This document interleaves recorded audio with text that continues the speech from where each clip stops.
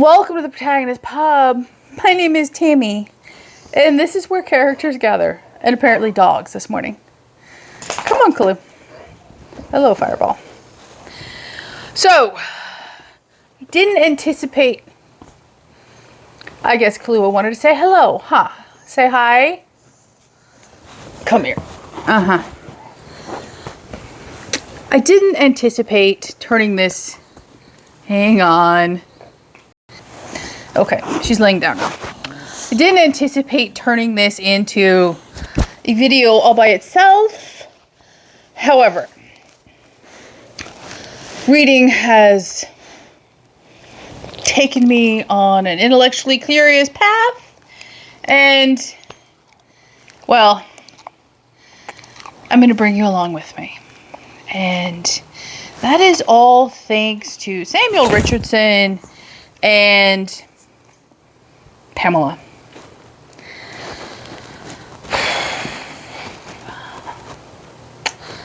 Pamela is often hailed as the first English novel, and it doesn't work as a novel for me. You can see the bare bones of it, but it isn't yet recognizable, especially to the modern reader, as a novel. So, some backstory here. Richardson was commissioned to write Pamela. He was a Methodist. He was also a publisher, and he undertook the commission. He published the book at the end of 1740, and it took the English-speaking world by storm. It was highly popular. It was widely read. It was a bestseller in its day. And it had many releases. He revised the novel at least 8 times. And every time he revises the book, he adds to the original, clarifies things, adds details, and so depending on the version of the story you read, it is a different reading experience.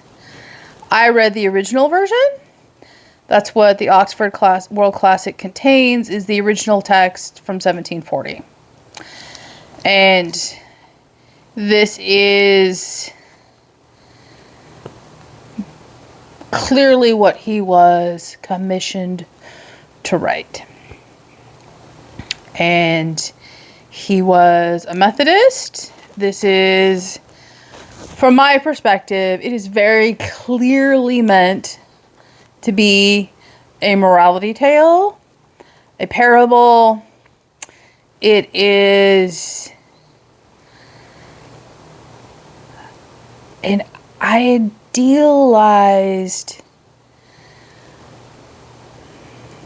characterization of what a woman should be. So, the premise of the story is this.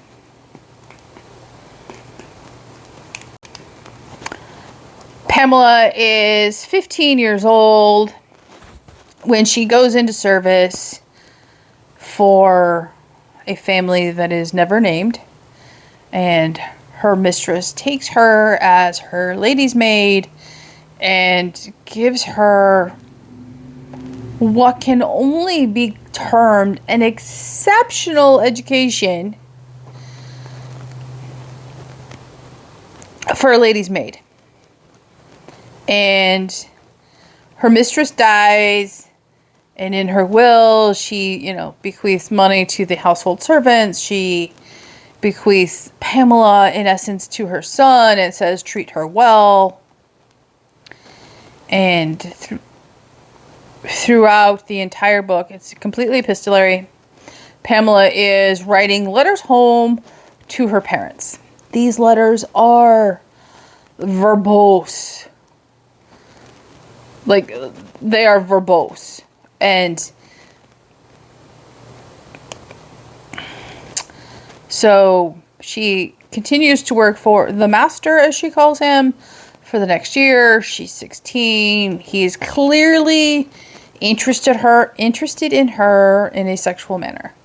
And she keeps going, no, no, no, my virtue. And he keeps trying. He's clearly pursuing her.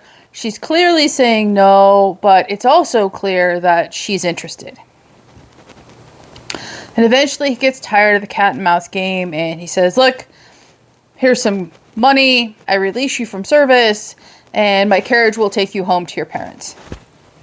And she agrees. She gets in the carriage to go home. And unbeknownst to her, he has communicated to the coach driver that no, she is not to go to her parents' house. You need to take her to my other estate, miles and miles away. He does so. He delivers her to his estate, where she's effectively held prisoner against her will by his housekeeper, all the other servants, and she is not even allowed to send letters home. She continues to write them, but she's not allowed to send letters home. And this continues. She meets the local vicar.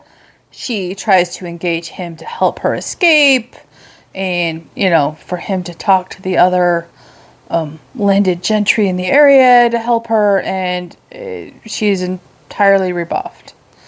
Eventually, the master shows back up at the estate and once again says, hey,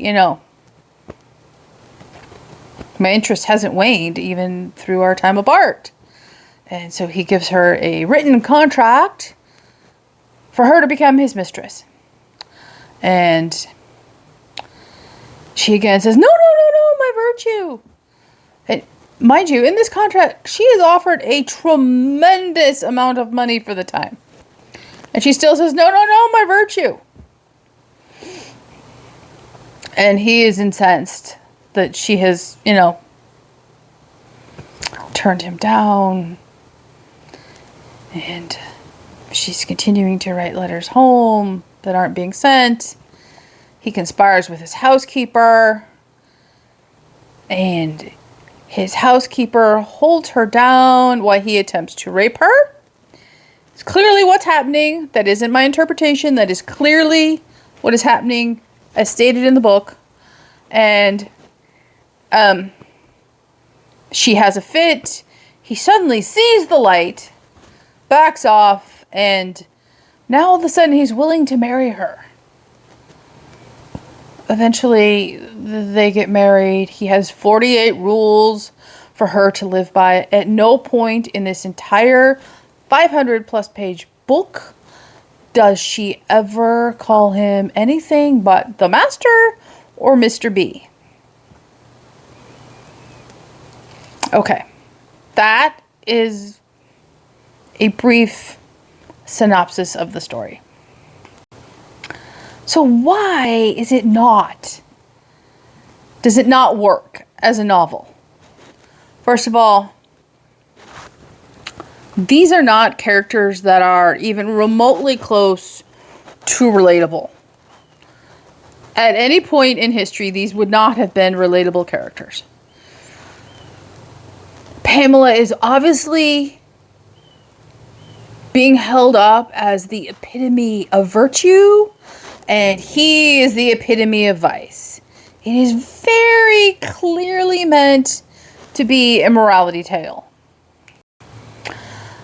Does Richardson write them satirically? No. I am quite positive this man wrote this book in a non-satirical manner. However, it is impossible to read them in any manner other than satirical. It's impossible, in my opinion, to read them as anything but satire. They are incredibly one-dimensional. They are incredibly wooden. Her response is always, no, my virtue. And his response is always, do what I want.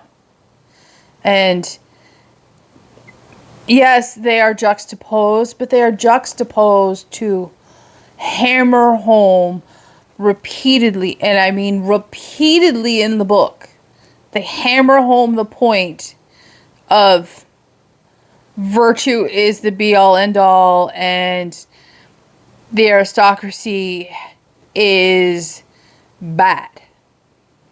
And it never deals with the vast discrepancies that exist in the book.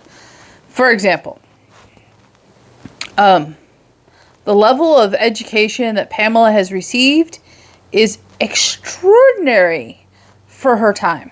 In the original text, she is clearly a servant. There is no mention, as it occurs in later revisions to the book, that her family was once of a similar social status as the family she now works for, or that her and the master at one point grew up together, or that Pamela's older brothers caused the financial ruin of her parents. That is not in the original text. In the original text, she is a servant, and her parents are doing hard labor in the village in which they live, and they are poor. And she repeatedly says, my parents are poor, like poor. She's worried about them being able to afford to write her, which they do. So where did her parents get that level of education, and where did they have,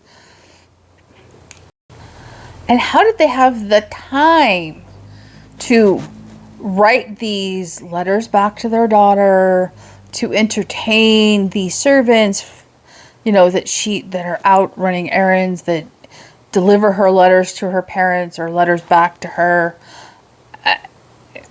The inconsistencies are just, they will drive you insane. And the other thing that is just incredibly frustrating and vexing is that after the attempted rape, the next morning he says, oh, I'm so sorry, and I want to marry you. And she's like, oh, I love you. And he's like, well, you can choose to stay, or you can go home to mom and dad. She chooses to go home to mom and dad. He sends her off happily. And she's, on her way home in his carriage. And he sends a writer after her going, I can't live without you. And she chooses to turn around and go back to the man that just raped her, attempted to rape her.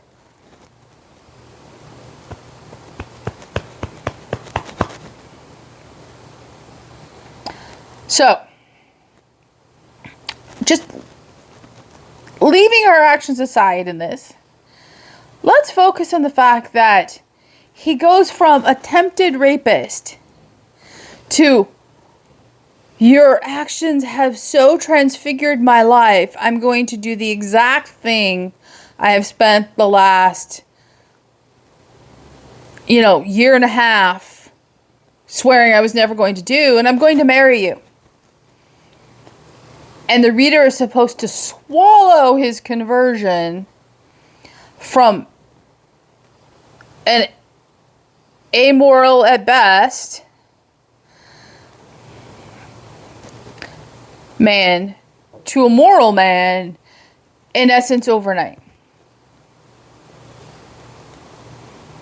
I didn't believe it.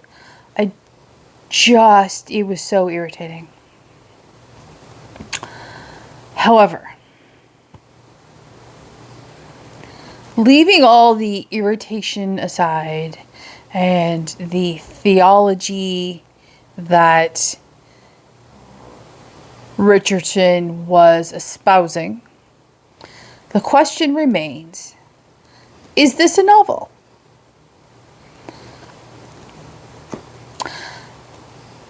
And it isn't for me, and I will articulate why it isn't for me.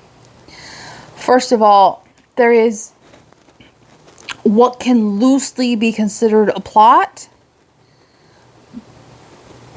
but it is a very loose description of plot. There is only one it is very clear from the beginning of the book that it is a morality tale that has a very definite ending, and you know from the outset where it's going to go. It isn't a surprise where it ends up. There are no twists and turns along the way for me. The second reason it fails as a novel is that you cannot claim that these are developed characters. Pamela is an overly idealized caricature of a woman. She is subservient, she is submissive, she is docile. And the only time she ever stands up is when she goes, "My virtue, my virtue." And she proclaims herself good so often that it's manipulative. And it's dishonest. The other reason it fails is that Pamela is the only perspective given in the entire book. She narrates the whole thing. There is no other character's perspective given. We are told events and conversations from Pamela's viewpoint. I find her, she was a very unreliable narrator. I don't believe Richardson intended her to be.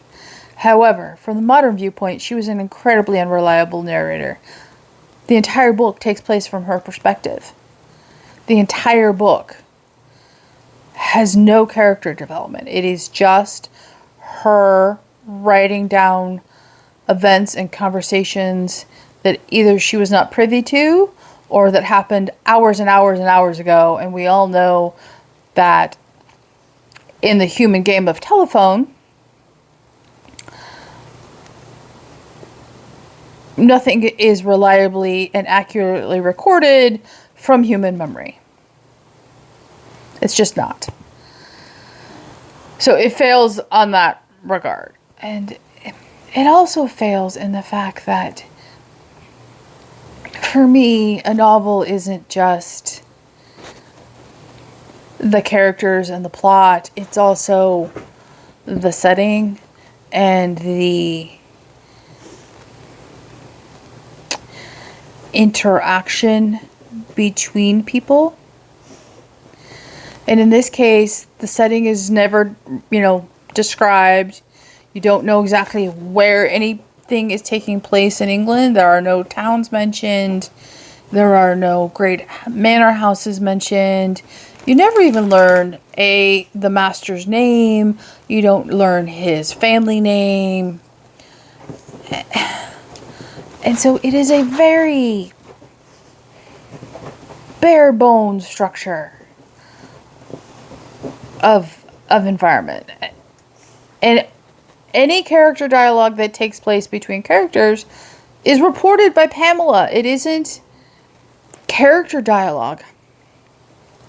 Now, if this was a book of journal entries and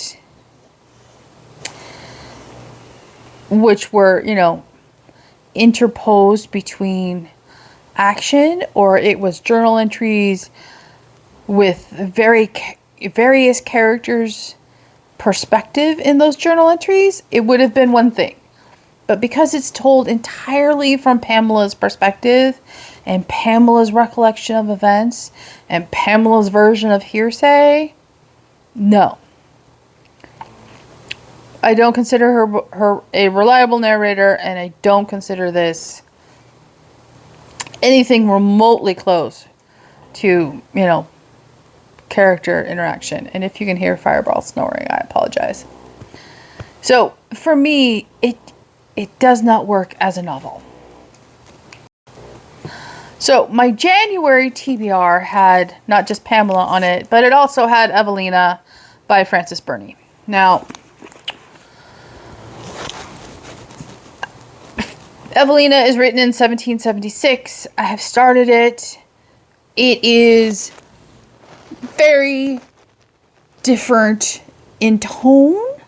It is entirely epistolary. And much like Pamela. And in the first 30 chapters I have read, it is very clearly a novel. You have letters between different people. You have letters back and forth and correspondence between different characters. You can hear their voices. You can hear the change in tone between characters. So, between the publication of this book and the publication of this book, in those intervening 36 years, there is a book that comprises something recognizable to the modern reader as a novel. I am now on the hunt to find that book. I have a feeling I know what it's going to be, and I will put it in this video. I believe it's going to be Tom Jones by Henry Fielding. I don't yet own a copy. I'm in the process of picking up that copy. If it is not Tom Jones, there are two other choices whose names I do not remember at the moment. However, here are their covers. And I am sure it is one of these three books. And until I figure out what it is, and, you know, I can pick it up and read it and go, oh, this is telling an actual story with characters and setting and dialogue and plot development and, you know, identifiable structure to the story. I'm going to save Evelina. Was that my original plan for 2025? No, it was not. Is it going to put me behind in the Jane Austen birthday celebration reading because I have Cecilia to read in March? Yep, I'm okay with that. I need to figure this out. My brain just wants to know what that actual novel was. What novel between 1740 and 1776 just exploded onto the scene and said, hey, look, I'm telling you a story. And it isn't a morality tale, and it isn't just a parable. It's an actual story. Now, there are a lot of books published in England between 1740 and 1776. But I don't think it's going to, you know, be an extraordinarily long journey. And it may only be a journey my brain wants to go on. And that's fine. I'm okay with that too. But I need to know. I need to know because there is a English literature at this point is undergoing a very definite progression. So you have the medieval and in which a lot of stories are told in poem format, long epic poems. And then you have the rise of plays. Shakespeare helps change the focus of English literature. He begins the characterization of characters that we recognize as approachable and relatable, which is very different than, let's say, Chaucer, who Canterbury Tales is a very beautiful work, but it is also much harder to relate to the characters in Canterbury Tales than, let's say, a character in a Shakespeare play. So, Shakespeare begins modern characters as you and I would identify them. So between, Shakespeare's death and Pamela by Richardson in 1740, literature is, progressing. We still have a lot of poetry. We still have, a plethora of plays. In 1666, we get, The Blazing World by Margaret Cavendish, she was the Duchess of Newcastle, and she wrote she published under her own name, and I've read half of The Blazing World. I need to read the work of philosophy, which it is attached to first. But it is the first, considered by a lot, the first science fiction work. It's also very fantastical, but it is definitely not a novel yet. It lacks the structure of a novel. It lacks characterization, but it is a step into prose as opposed to plays from Shakespeare. So that was published in 1666. And then, so between 1666 and 1740, prose begins to grow in format, and you get to Richardson. So the question becomes, between Richardson and Burney, who wrote that book? Who wrote the book that takes characters and gives them, a setting and dialogue and plots, and isn't just trying to hammer the reader over the head repeatedly with morality, which is what Richardson is doing. Do I think, religion and morality is still going to be part of that eventual English novel? Absolutely. Do I think it's going to be anywhere near the weapon it is in Pamela? I do not.